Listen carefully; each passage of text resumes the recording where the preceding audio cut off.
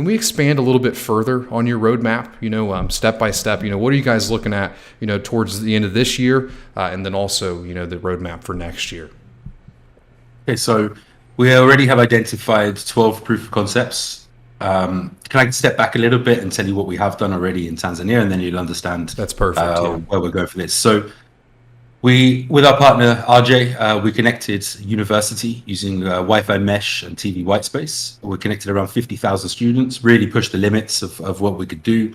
Surrounding businesses and anyone within a 25 to 30 kilometer range could pick up on our connectivity. But of course, this was only feasibility and proof of concept, and we couldn't take it commercial at this point.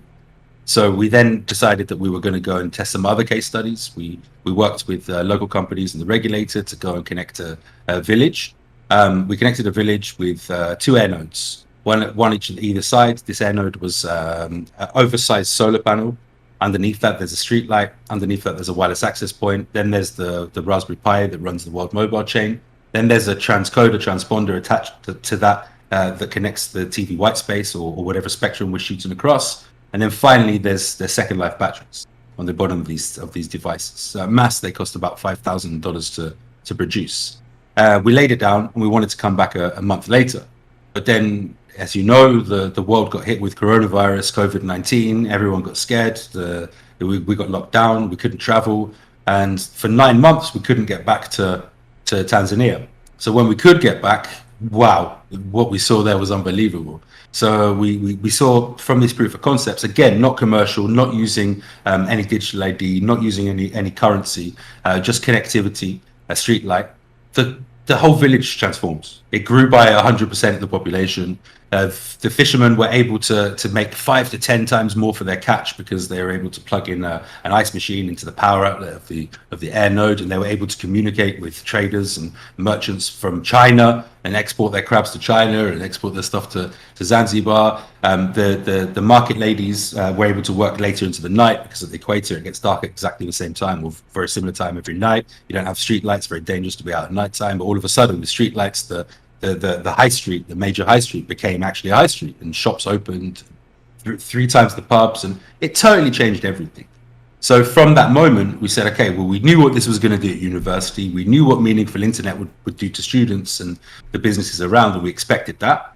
But we didn't really understand the impact of just providing internet and a light and power source would do to a village. So at that point, we said, hey, we're going full blast here. We're going all out. So we brought all of this back to IOHK, showed them what we were doing, and we turned up the gear and turned up the speed. So yeah, this is where we were. Yeah, that's very impressive. In such a short amount of time. You said 9 months that, it increased, a lot of forms of production and actually grew the city so quickly. It's crazy that when you give people the tools to better their life, that's the first thing that they do. Yeah, they loved it. There was no doubt about it. The average age of Africa is 19.7 years old. This is a country that's completely hungry for connectivity. They have mobile devices. It's their number one choice of entertainment. Their source of light at nighttime, potentially. Their radio, they charge it when they go to work. They come back, they download their stuff whilst they're at work. They come back and they're watching that in their house. All of a sudden, you bring really cheap internet outside their house. You bring street light. You bring a power source. You're transforming everything. And when you say proof of concept, when you say what are we doing, what's on the roadmap? So we have 12 other countries on the roadmap as proof of concepts. We're looking, they're very deeply, very close to finishing the negotiations for a massive proof of concept in another East African country, Kenya. We're looking at Uganda. We're looking at Botswana. We've just been invited into Nigeria. We're up to Gambia, Senegal. This is a product that's in high demand. This is something that if we can actually achieve what we say we can achieve over the next 3 to 4 months, then we have to scale down. We have to slow down because the invites are already coming in through the door from nation states every other week, or from certain states in East African countries that are saying, look, come, we need you. We need this cheaper internet. We need this faster internet. We need the digital identity. We need a new system. And, we watch the Africa special and we think you can do it for us. So it's exciting. The next 12 months are going to be huge. There's going to be major announcements from sports partnerships, and there's going to be major announcements from other countries, and it's going to be explosive. That is very exciting.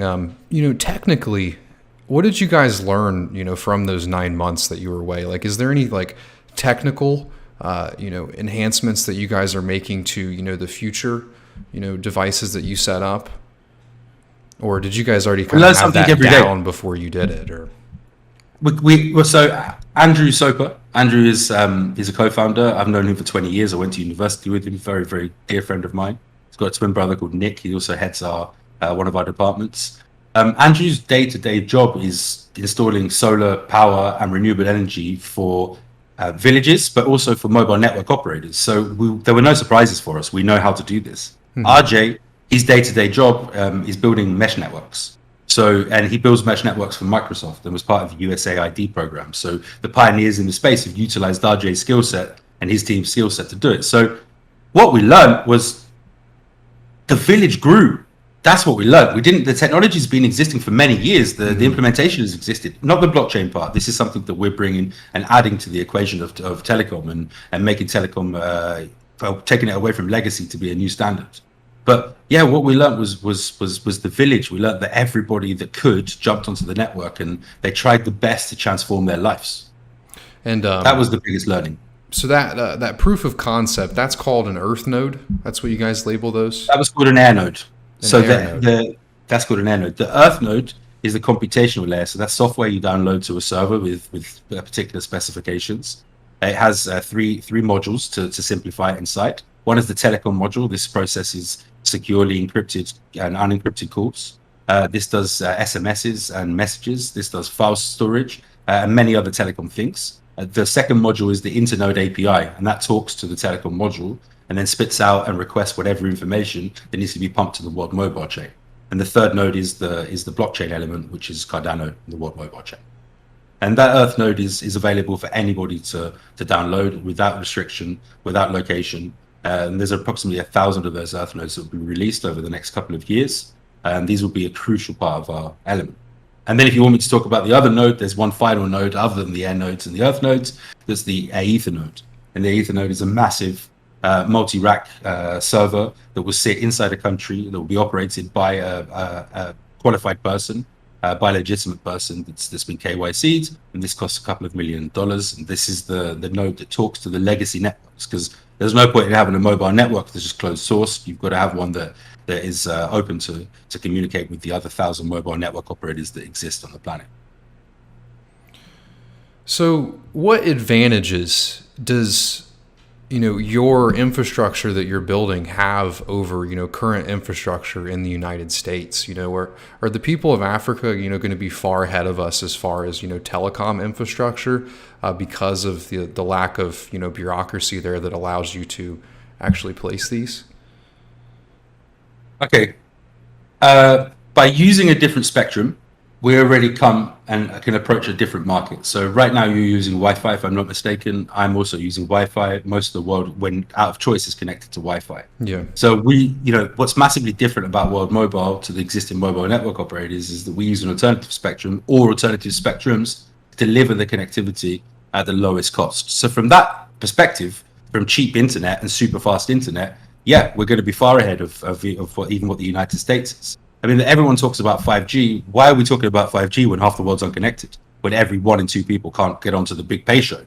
When every, 1 in 2 people can't go and read the Michael Saylor rants about Bitcoin? And it doesn't make any sense. So 5G needs to stay back. And the advancements beyond just the connectivity and the efficiency and the energy usage of these mobile networks compared to what exists today, this will be the new standard. And I'm very sure that other mobile network operators will build similar or come to rent the World Mobile software and be part of the World Mobile network.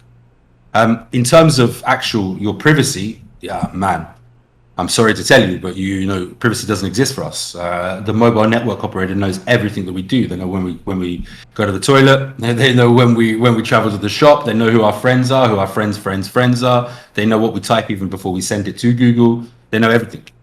So in terms of freedom and self-dignity, then this is a whole new ballgame. This is where it's because of the encryption. It's because mobile network operators can't make money.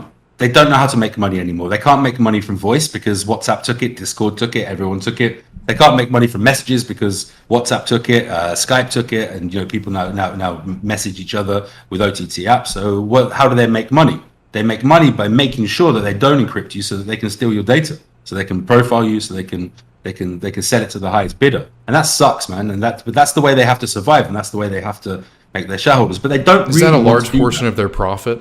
Is data from their users? Nearly all of it. Why do you think that mobile network operators don't cooperate to share data? Because data is gold, and when you can sell off someone's data, that's how they make their money. This is fact. This is not speculation. So what we do at the World Mobile Chain is, the reason I invented the World Mobile Chain initially, which is the software that runs on World Mobile, is for privacy. I saw what was happening. I said, I'm not up for this. This is wrong. So I spent a year developing a privacy solution that was incredible. And then I woke up one night in a cold sweat and said, oh my God, I don't have the hundreds of millions of dollars that I need to compete against these big companies in marketing alone. And the institutions, they're not going to care about privacy. They're too busy using Zoom and WhatsApp like me and everybody else. So then I thought, okay, where can I bring this that people are really going to appreciate, having their self-data governance, their control of their own life? And at least if someone's storing information of them, it's less valuable because we have that same information too. So then I recalled my last 15 years of work and I said, hold on, I know how to connect people. I know how to use off-the-shelf equipment to be able to go and connect the most rural places really cheap. If I can couple that with privacy at default, so the first time someone downloads the World Mobile app on their phone, they own their own data, not their data that they browse with, their own data, your own digital imprint of yourself, then, whoa, I've achieved something here and I can reset the system. And when we see 1 billion people owning their own data, all of a sudden we're on the back foot, right? As the Western world. And now we'll stand up for what we believe in, and we won't be put in our box, and we'll say, okay, that data's mine. I want to see what you've got on me. I want to know everything, and I want to own it myself. Now, I would never sell my data because I think that's like selling my body or my digital body. But I would accept the fact that other people may want to do other things with their data. What's true is that it shouldn't be taken behind our back. It shouldn't be sold to the highest bidder. And that's what's happening, man. Make no doubt about it. Google, Facebook, they're also doing the same, big tech companies. Yeah.